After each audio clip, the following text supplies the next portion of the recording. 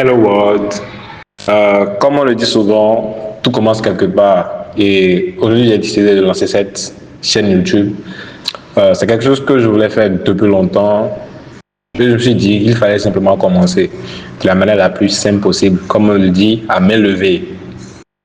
Et la première fois n'est jamais parfaite, donc vous allez me pardonner pour les imperfections, les erreurs. Mais mieux vaut avancer lentement que ne jamais commencer. Ça, c'est un principe, même dans le monde du business, qu'il faut garder. Donc, pour le moment, je préfère rester discret sur mon identité. Mais ici, je vais partager du contenu autour de la publicité Facebook et de l'e-commerce. Et mon objectif est très simple. C'est d'aider les jeunes qui veulent se lancer dans ce domaine, mais qui ne comprennent pas encore réellement comment ça fonctionne. Parce qu'au-delà des techniques, il faut surtout comprendre les fondamentaux du business. Parce que quand les fondamentaux sont solides, tu peux tout adapter et progresser. Mais si dès la base, c'est flou pour toi, tu vas te perdre très rapidement. Tu vas penser que ce n'est pas fait pour toi. Alors c'est juste que tu comprends peut-être mal les choses, tout simplement.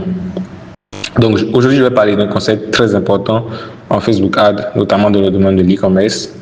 Et il s'agit du testing. Donc, le testing, qu'est-ce que c'est exactement? Alors, je vais prendre un exemple simple de la vie courante. Imaginons que tu décides d'ouvrir une boutique physique sans savoir même s'il y a une demande pour ce que tu vends. Tu vas tout simplement fermer la boutique au bout de 2-3 mois peut-être quand tu auras ouvert ta boutique et quand tu te serais rendu compte que en réalité les gens n'ont pas besoin de ton produit. Tout simplement. Pourquoi? Parce qu'avant d'investir dans toute chose, dans tout domaine, il faut s'assurer qu'il existe un intérêt réel pour ce produit. La vente, c'est la rencontre de l'offre et de la demande. Et c'est exactement ça le rôle du testing. C'est tester, comme le mot le dit, le marché pour voir s'il y a réellement de la demande. Parce qu'en business, tout repose sur la rencontre entre l'offre et la demande. Je le répète encore à nouveau. Donc, avant de commander un gros stock ou d'investir beaucoup d'argent, on teste d'abord avec un petit budget pour voir est-ce que réellement les gens veulent mon produit ou les gens pourraient acheter mon produit si je l'avais. Il existe plusieurs stratégies pour faire son testing et chaque personne travaille en fonction de ce qui marche pour lui. Mais l'une des méthodes que les gens utilisent le plus en Facebook Ads et en e-commerce, c'est d'aller sur $5 sur 1, 2 ou 3 jours maximum. C'est une stratégie que moi j'ai eu à utiliser, que je continue d'utiliser. Donc, lorsque tu veux peut-être même, d'abord, quand tu veux aller sur un seul marché, tu vas sur $5, 1 ou 2 jours pour voir les performances. Et lorsque tu décides d'aller sur plusieurs marchés, tu commences avec les 3 marchés peut-être dans la tête. Et au fur et à mesure qu'un marché se démarque, tu l'enlèves et tu laisses les autres tourner.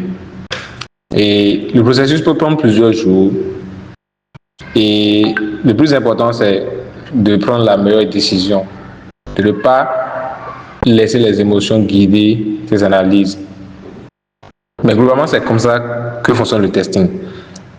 $5, un pays peut-être 1 ou 2 jours, pour $5, plusieurs pays, mais en fin de journée, à chaque fois, je viens enlever un pays et je laisse les autres tourner. Je viens enlever un pays qui s'est démarqué avec beaucoup de ventes et je laisse les autres tourner. Maintenant, il y a un truc très important que les gens doivent garder en tête, c'est que dans le monde du business et dans le monde de l'e-commerce, il y a un élément qu'on ne doit pas oublier, c'est le contexte. Donc, par exemple, il sera beaucoup plus facile de vendre des produits scolaires ou éducatifs pendant la période de rentrée. Parce qu'à ce moment-là, les parents sont déjà concentrés sur l'éducation de leurs enfants, les fournitures, les inscriptions. Par contre, vendre ce même type de produit hors période peut être beaucoup plus difficile.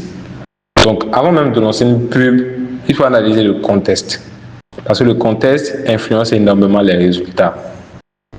Donc, je ferai une prochaine vidéo ou un prochain audio en clip pour expliquer plus en détail comment analyser concrètement ou quels sont les critères pour valider un produit après testing.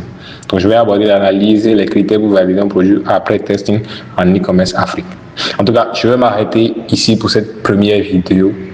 C'est un début, il y aura forcément des erreurs, des imperfections, des choses à améliorer. Mais le plus important pour moi, c'est de pouvoir aider, ne serait-ce qu'au moins une seule personne, à mieux comprendre ce dans quoi il veut se lancer et être plus éclairé dans ce qu'il fait. Donc si cette vidéo peut aider quelqu'un, alors c'est déjà suffisant pour moi. Merci à tous. N'hésitez pas à liker, à partager, à laisser un commentaire avec les sujets sur lesquels vous avez besoin de plus d'éclaircissement. Notre objectif, c'est d'atteindre les 1000 abonnés avant la fin de cette année. Et je sais que je peux compter sur vous. Merci encore et let's go.